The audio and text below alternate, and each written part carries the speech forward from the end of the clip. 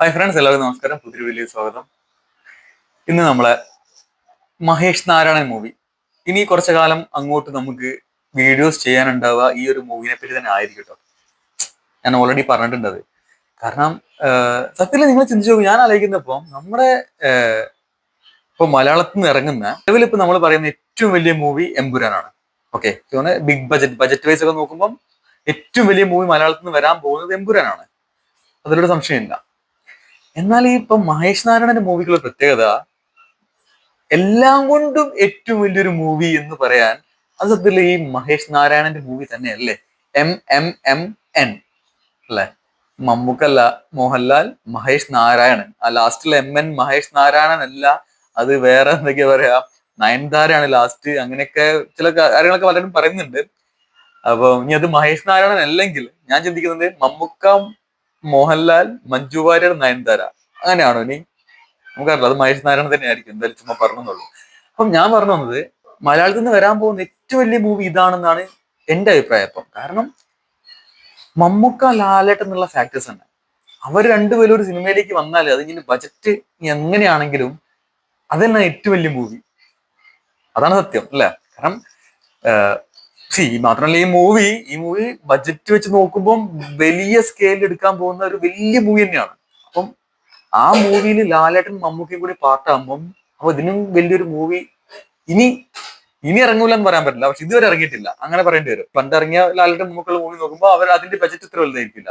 പക്ഷെ ഇത് എല്ലാം കൊണ്ടും കൂടി നോക്കുമ്പോൾ ഈ മഹേഷ് നാരായണ മൂവി ആയിരിക്കും ഇതുവരെ ഇറങ്ങിയ ഏറ്റവും വലിയ മലയാളത്തിൽ നിന്ന് വന്ന മൂവി. കാരണം ഇനി അതിന്റെ സബ്ജക്റ്റും കാര്യങ്ങളൊക്കെ നമ്മൾ അറിയാണ്ട്, എന്നാൽ പോലും കിട്ടിയിടത്തോളം വിവരം വെച്ചിട്ട് അതിന്റെ ഷൂട്ടിംഗ് ലൊക്കേഷനും കാര്യങ്ങളൊക്കെ വെച്ചിട്ട് അതൊരു വലിയൊരു സംഭവം തന്നെ വരുന്നത്. ഈ രണ്ട് ഫാക്ടേഴ്സ് മാത്രം അതിലുണ്ട്. ബിഗ് എംസ് മാത്രം മതിയായിരുന്നു. പിന്നെ എന്റെ കൂടെ ഫഹദ് ഫാസിൽ കൺഫേം ആയി, കുഞ്ചൊക്കെ പോലും കൺഫേം ആണ്. ഇനി ഏതൊക്കെ കാസ്റ്റ് എന്നാണ് നമുക്ക് അറിയേണ്ടത്. ബാക്കിയുള്ള ഈ ഞാൻ മുന്നേ പറഞ്ഞ ലിസ്റ്റുകളൊന്നും ഇപ്പൊ കേൾക്കുന്നില്ല. വേറെ പേരുകൾ, ദർശന രാജേന്ദ്രൻ ഉണ്ട്, പിന്നെ ഡാനിഷ് പറഞ്ഞ ആൾക്ക് തോന്നുന്നു നമ്മളെ മലൈക്കോട്ടെ വാലിബുള്ള വില്ലനായിട്ട് വന്ന ആളാണ്. അങ്ങനെയൊക്കെയുള്ള ക്യാരക്ടറാണ് നമ്മുടെ രഞ്ജി പണിക്കർ. ഓക്കെ, ഇനി അതെന്താ ഓട്ടെ, ഈ ഉള്ള 4 പേര് കൺഫേംഡ് ആണ്. അത് തന്നെ ധാരാളം. മമ്മൂക്ക, മോഹൻലാൽ, കുഞ്ചാക്കോ ബോബൻ, ഫഹദ് ഫാസിൽ. ഓക്കെ, ഇനി നല്ല ഏറ്റവും വലിയൊരു ഒരു അപ്ഡേറ്റ് ഇപ്പൊ വന്നിരിക്കുന്നത് റൂമേഴ്സ് ആണ്. ബട്ട് എല്ലാ റൂമേഴ്സും പിന്നീട് ശരിയാകാറാണ് പതിവ്. സോ ചില പ്രമുഖ ഓൺലൈൻ മാധ്യമങ്ങൾ വരെ അവരെ വാർത്ത കൊടുത്തത് എന്താ വെച്ചാല് ലാലേട്ടൻ അതിൽ വില്ലനായിട്ട് അഭിനയിക്കുന്നതാണ്. അപ്പൊ അത് കേട്ടപ്പോൾ ഭയങ്കര സന്തോഷമായിട്ട് എനിക്ക് തോന്നുന്നത്. സത്യം പറഞ്ഞാൽ എനിക്ക് ഭയങ്കര സന്തോഷം തോന്നിയത്. മമ്മൂക്ക മൂവിയില് ലാലേട്ടൻ വില്ലനായിട്ട് പോലും ഭയങ്കര സന്തോഷം തോന്നിയത്. കാരണം ലാലേട്ടൻ വില്ലൻ ആവണമെങ്കിൽ അത് ഒന്നൊന്നര വില്ലനായിരിക്കും എന്ന് നമ്മൾ ആരോടും ചോദിക്കാൻ പറയേണ്ട ആവശ്യമില്ല, നമുക്കറിയാം.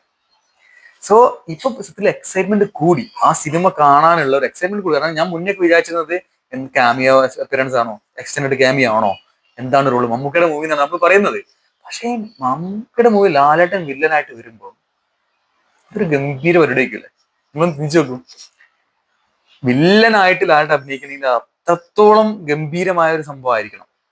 എസ്പെഷ്യലി അതും ഒരു മമ്മൂക്ക മൂവിയിൽ അല്ലേ.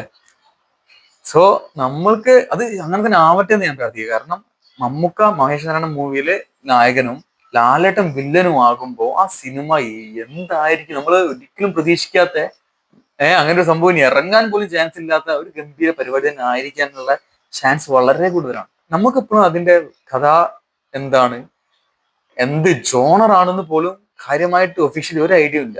ഈ കേട്ട ന്യൂസ് സത്യമാണെങ്കിൽ അത് ഞാൻ ഏറ്റവും ഗംഭീരമായി, ഞാൻ ഭയങ്കരമായിട്ട് പ്രതീക്ഷ കൊടുക്കുന്ന, ഏറ്റവും എന്താ പറയാ, ഏറ്റവും വലിയ പ്രതീക്ഷയിലിരിക്കുന്ന, വെയിറ്റ് ചെയ്യുന്ന മൂവി അത് ഈ മഹേഷ് നാരായണൻ മൂവി തന്നെ ആയിരിക്കും എന്ന് പറയാം. കാരണം ലാലേട്ടന്റെ ഒരു വില്ലൻ വേഷം കാണാം. എങ്ങനെയായിരിക്കും. കാരണം എനിക്ക് സത്യത്തില് ഈ ഒരു കാര്യം കേൾക്കുമ്പോൾ എനിക്ക് ഓർമ്മ വരുന്നത് മുന്നേ പൃഥ്വിരാജ് പറഞ്ഞ ഒരു സംഭവമാണ് ഓർമ്മ വരുന്നത്. ഇപ്പോ ഞങ്ങൾ ഒരുപാട് ഇടപഴകിയിട്ടുള്ളത് കൊണ്ടും ലാലേട്ടൻ ഞാൻ എറണാകുളത്ത് താമസിക്കുന്ന ഒരു ബിൽഡിങ്ങിലാണ്. അപ്പോൾ അതുകൊണ്ട് എനിക്കിപ്പോൾ വ്യക്തിപരമായിട്ട് നല്ല പരിചയമുള്ളതുകൊണ്ടും എനിക്ക് 100% കോൺഫിഡൻസോടുകൂടി പറയാൻ പറ്റും, ലാലേട്ടനോട് ഇപ്പോൾ ഒരു വില്ലൻ ക്യാരക്ടർ പോയി പറയുകയാണെങ്കിൽ പിന്നെന്താ മോനെ എന്നേ പറയുള്ളൂ. മൂപ്പര് ചെയ്യും. എനിക്കറിയാതെ, ഞാൻ വെറുതെ ഭംഗിയാക്കി പറയില്ല. 100% ഇത് അഫ്കോഴ്സ്, ചുമ്മാ ഒരു ക്യാരക്ടർ പോയി പറഞ്ഞിട്ട് കാര്യമില്ല. അങ്ങനെ ഒരു ഭയങ്കര കിടിലം negative character with no justification ലാലേട്ടനോട് പോയി പറയുകയാണെങ്കിൽ മൂപ്പര് അത് ഉറപ്പായിട്ട് ചെയ്യും. ഒന്ന്, അതുപോലൊരു സ്ക്രിപ്റ്റ് കണ്ടെത്തണം. 2, ഇപ്പം നമ്മളൊരു കൺവെൻഷണൽ സിനിമയിലാണെങ്കിൽ മോഹൻലാലിനെ പോലെ ഒരു ആക്ടറെ, ഒരു സ്റ്റാറിനെ നമ്മളൊരു വില്ലൻ, ഒരു ആൻറ്റഗോണിസ്റ്റ് സ്ഥാനത്ത് പ്രതിഷ്ഠിച്ച് അദ്ദേഹം ഡിസേർവ് ചെയ്യുന്ന പോലെ ഒരു പവർഫുൾ ക്യാരക്ടർ അദ്ദേഹത്തിന് കൊടുക്കുകയാണെങ്കിൽ പിന്നെ നായകൻ്റെ കാര്യം ഇച്ചിരി കുഴപ്പത്തിലാവും. അപ്പോൾ അത് we have to be careful about designing a film like that. So Prithviraj ഇതിൽ പറഞ്ഞ പോലെ ലാലേട്ടൻ വില്ലനായാൽ നായകന്മാരുടെ അവസ്ഥ എന്തായിരിക്കുമെന്ന് നമുക്ക് കണ്ടറിയേണ്ടി വരും. അതുപോലെ തന്നെ നമുക്ക് കണ്ടറിയാം. എത്രത്തോളം സത്യമാണ് ഈ ന്യൂസ് നമുക്കറിയില്ല. പക്ഷേ നമുക്ക് എന്തെങ്കിലും ഇത് ഒഫീഷ്യലി അറിയുന്നവരെ നമുക്ക് വെയിറ്റ് ചെയ്യാം. ഓക്കെ, നമുക്ക് അടുത്ത വീഡിയോയിൽ വീണ്ടും കാണാം. പുതിയൊരു അപ്ഡേറ്റ്സ് ഒക്കെ ഈ മൂവി, ഞാൻ പറഞ്ഞ എപ്പോഴും പറയുന്ന പോലെ ഇനി കുറച്ചു കാലം ഈ മൂവി തന്നെ ഉണ്ടാവും. പല പല അപ്ഡേറ്റ്സ് ആയിട്ട് നമുക്ക് പുതിയ വീഡിയോസ് ചെയ്യാം. ഇന്നത്തെ വീഡിയോ ഇത്രേ ഉള്ളൂ. അടുത്തുള്ള വീണ്ടും കാണാം. ബൈ.